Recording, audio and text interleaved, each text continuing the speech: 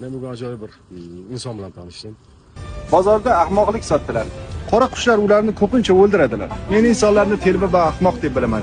Yaponlarning ajoyib bir maqoli bu: o'zbek olami tugul dunyo olami farzandlari qaysi xonaga qilmaydi. Ularni sizlarga ham tanishtirgim keldi. Suhbatni bilingim keldi. Assalomu alaykum aziz do'stlar. Hozir men Buyuk Ipak yo'li metrosi tomonda joylashgan ajoyib kitoblar daraxtlar soldilaman. Xayrullo aka. Assalomu alaykum. Assalomu alaykum. Biz Buyuk Ipak yo'lida kitob sotamiz. Umar Hayomi bir rivoyatini aytib beraman sizlarga. Bozorda donolik sotdilar, qaytimiga qaralik berdilar. Hech kim qaramadi, hatto o'tib ketdilar. Bozorda ahmoqlik sotdilar, qaytimiga yoshlik berdilar. İnsanlar navbat turib oldilar, qaytimni unutdilar. Talabalar ko'zi emas, ular shamchiroqdir. Ularni yoqishni o'rganing. Agar ularni yoqishni xohlasangiz, o'zingiz yonishingiz kerak.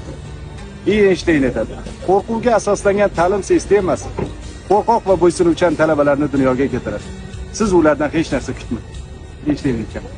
Rahmat. Xayrullo aka. Talabalar xulosa chiqaramiz. Biz suhbatni davom ettiramiz. Xayrullo aka. Mo'jizazo'r kitoblar topdim. Ertak kitoblar, dunyo adabiyotidan o'zbekcha tarjima va Mushfiq Kozimiyning qo'rqinchli Tehroni.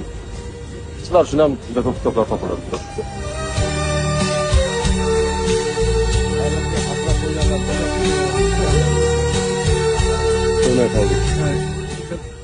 İki narsaga shu inson to'ymaydi. Ilmga to'ymaydi, boylikka to'ymaydi. Ilmga to'ymaslik afzallik so'radi.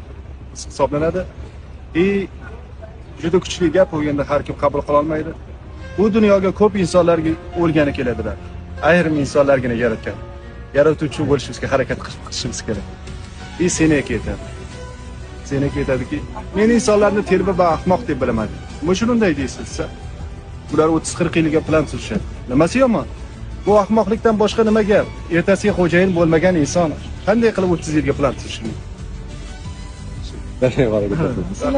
Mana bu shugimiz bor. Ehsonga har kuni bitta ovqat olib beramiz.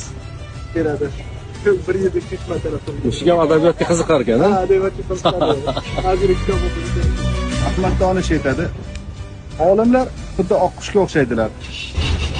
Ular ko'pincha qora qushlar atrofida paydo bo'ladilar. Qora qushlar ularni ko'pincha o'ldiradilar. Lekin oq qushlar yana paydo bo'laveradilar. Nima uchun deysa, ular qora qushlarning qanchalar qoraliklarini anglatirish uchun. Ilmni tarqatavering. Hatto eshitmasalar ham. Nima uchun deyilsa, qattiq yomg'ir yog'gandan keyin hatto marmarning ham usti qo'ldi. Braziliyada bir kitob o'qigan mahbusga 3 kunga